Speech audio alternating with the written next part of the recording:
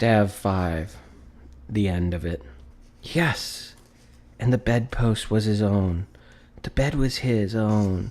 The room was his own. Best and happiest of all, the time before him was his own to make amends in. I will live in the past, the present, and the future, Scrooge repeated as he scrambled out of bed. The spirits of all three shall strive within me. O Jacob Marley, heaven and the Christmas time to be praised for this. I say it on my knees, old Jacob, on my knees. He was so fluttered and glowing with his good intention that his broken voice could scarcely answer to his call. He had been sobbing violently in his conflict with the spirit, and his face was wet with tears. They're not torn down, cried Scrooge, folding one of his bed curtains in his arms. They're not torn down, rings and all. They're here. I'm here.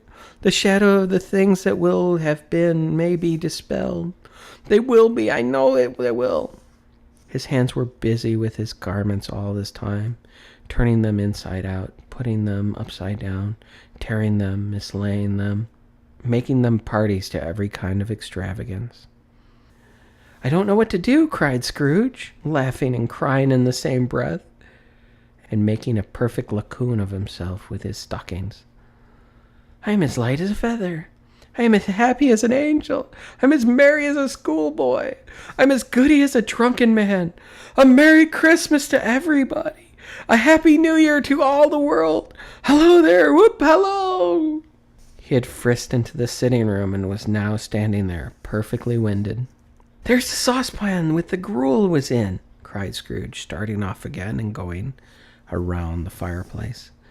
There's the door by which the ghost of Jacob Marley entered. There's the corner where the ghost of Christmas presents sat.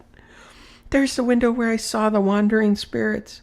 It's all right. It's all true. It all happened.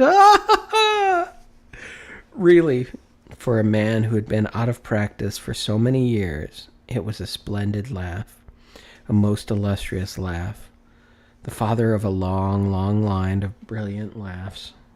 I don't know what day of the month it is, said Scrooge. I don't know how long I've been among the spirits. I don't know anything. I'm quite a babe. Never mind, I don't care. I'd rather be a babe. Hello, up, hello there.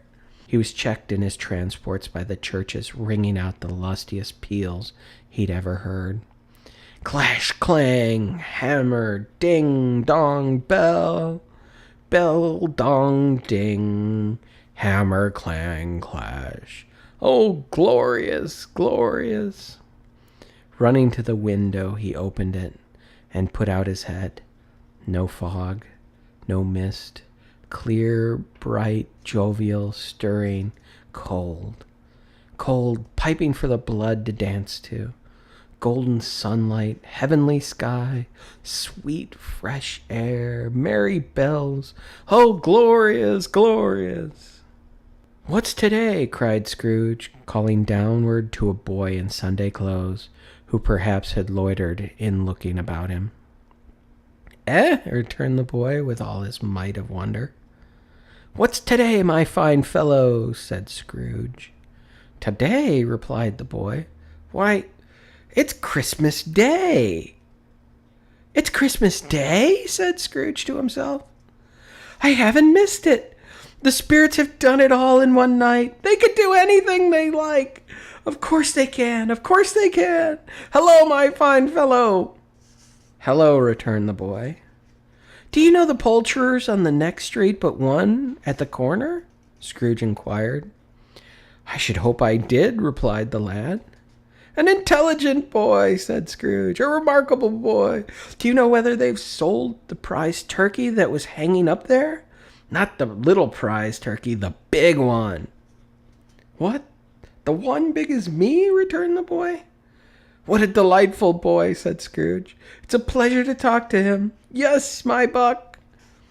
It's hanging there now, replied the boy. Is it? Said Scrooge. Go and buy it.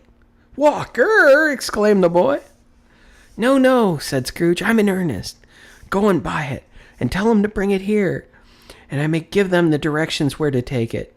Come back with the man, and I'll give you a shilling. Come back with him in less than 5 minutes, and I'll give you half a crown. The boy was off like a shot. He must have had a steady hand at a trigger who could have gotten a shot off half so fast. I'll send it to Bob Cratchit's, whispered Scrooge, rubbing his hands and splitting with a laugh. He shan't know who sent it. It's twice the size of Tiny Tim. Joe Miller never made such a joke as sending it to Bob Wilby. The hand in which he wrote the address was not a steady one, but write it he did, somehow, and went downstairs to open the street door, ready for coming of the poulterer's man. As he stood there waiting his arrival, the knocker caught his eye. I shall love it as long as I live, cried Scrooge, patting it with his hand. I scarcely ever looked at it before. What an honest expression it has on its face. What a wonderful knocker. Here's the turkey. Hello, up. How are you? Merry Christmas. It was a turkey. He could never have stood upon his legs, that bird. He would have snapped them short off in a minute, like sticks of sealing wax.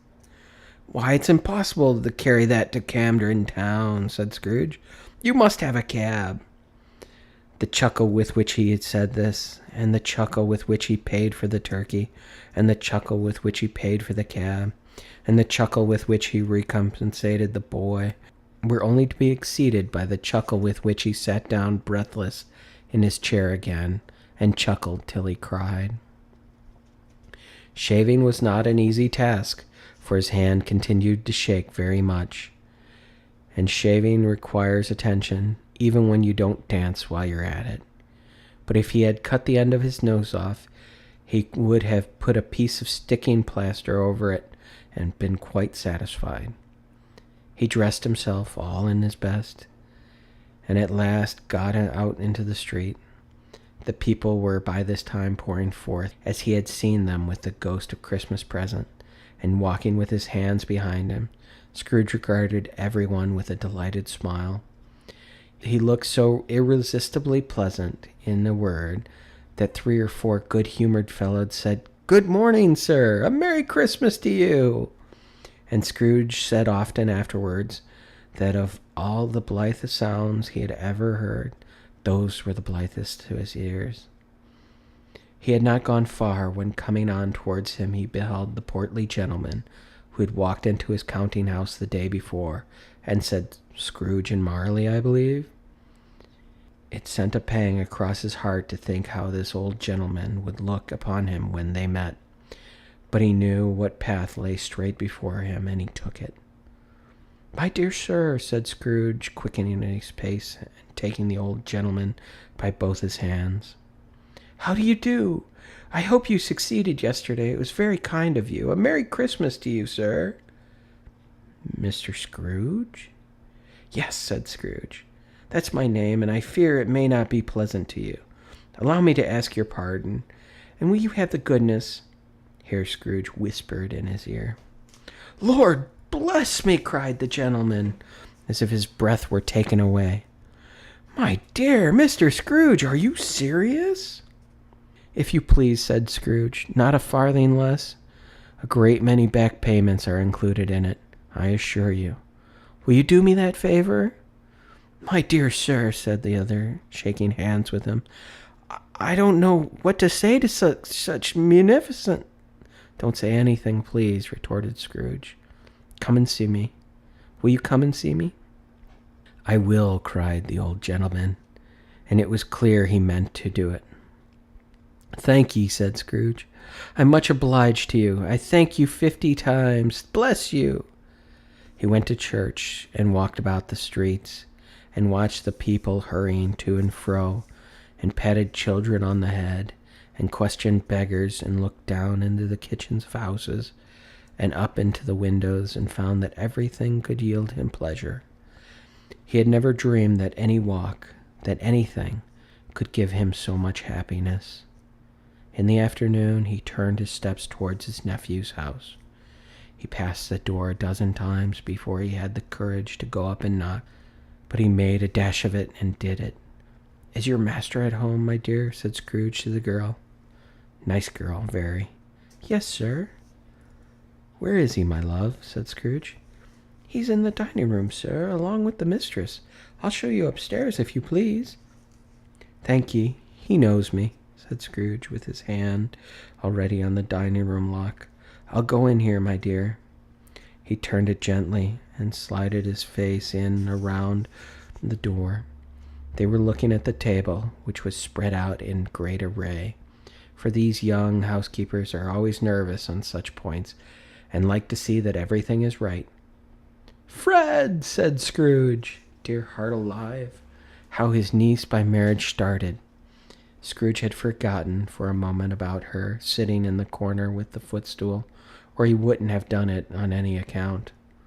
"Why, bless my soul!" cried Fred. "Who's that?" "'Tis I, your Uncle Scrooge. I have come to dinner. Will you let me in, Fred?" Let him in. It was a mercy he didn't shake his arm off. He was at home in 5 minutes. Nothing could be heartier. His niece looked just the same. So did Topper when he came. So did the plump sister when she came. So did everyone when they came. Wonderful party, wonderful games, wonderful anonymity, wonderful happiness. But he was early at the office the next morning. Oh, he was early there. If he could only be there first and catch Bob Cratchit coming late, that was the thing he had set his heart upon. And he did it. Yes, he did. The clock struck 9, no Bob. 1/4 past, no Bob. It was a full 18 minutes and a half behind his time. Scrooge sat with his door wide open, that he might see him come into the tank. His hat was off before he opened the door, his comforter too. He was upon his stool in a jiffy, driving away with him with his pen as if he were trying to overtake 9 o'clock. "Hello," growled Scrooge in his accustomed voice, as near as he could fathom it. "What do you mean by coming here at this time of day?" "I'm very sorry, sir," said Bob. "I'm behind my time." "You are," repeated Scrooge. "Yes, I think you are. Step this way, sir, if you please." "It's only once a year, sir," pleaded Bob, appearing from the tank. "It shall not be repeated. I was making rather merry yesterday, sir." "Now, I'll tell you what, my friend," said Scrooge. "I'm not going to stand this sort of thing any longer. And therefore," he continued, leaping from his stool and giving Bob such a dig in the waistcoat that he staggered back into the tank again, "and therefore, I'm about to raise your salary." Bob trembled and got a little nearer to the ruler. He had a momentary idea of knocking Scrooge down with it and holding him and calling to the people in the court for help and a straight waistcoat. "A Merry Christmas, Bob," said Scrooge with an earnestness that could not be mistaken, as he clapped him on the back. "A merrier Christmas, Bob, my good old fellow, than I have given you or for many a year. I'll raise your salary and endeavor to assist your struggling family, and we'll discuss your affairs this afternoon over a Christmas bowl of smoking bishop, Bob. Make up the fires and buy another coal scuttle before you dot another I, Bob Cratchit." Scrooge was better than his word. He did it all, and infinitely more. And to Tiny Tim, who did not die, he was a second father. He became as good a friend, as good a master, and as good a man as the good old city knew, or any other good old city, town, or borough in the good old world. Some people laughed to see the alterations in him, but he let them laugh, and little heeded them, for he was wise enough to know that nothing ever happened on this globe for good at which some people did not have their fill of laughter on the outset. And knowing that such as these would be blinded anyways, he thought it quite as well that they should wrinkle up their eyes and grins, as have the malady in their less attractive forms. His own heart laughed, and that was quite enough for him. He had no further intercourse with spirits, but lived upon the total abstinence principle ever afterwards, and it was always said of him that he knew how to keep Christmas well if any man alive possessed the knowledge. May that be truly said of us, and all of us. And so, as Tiny Tim observed, God bless us, everyone. Thank you.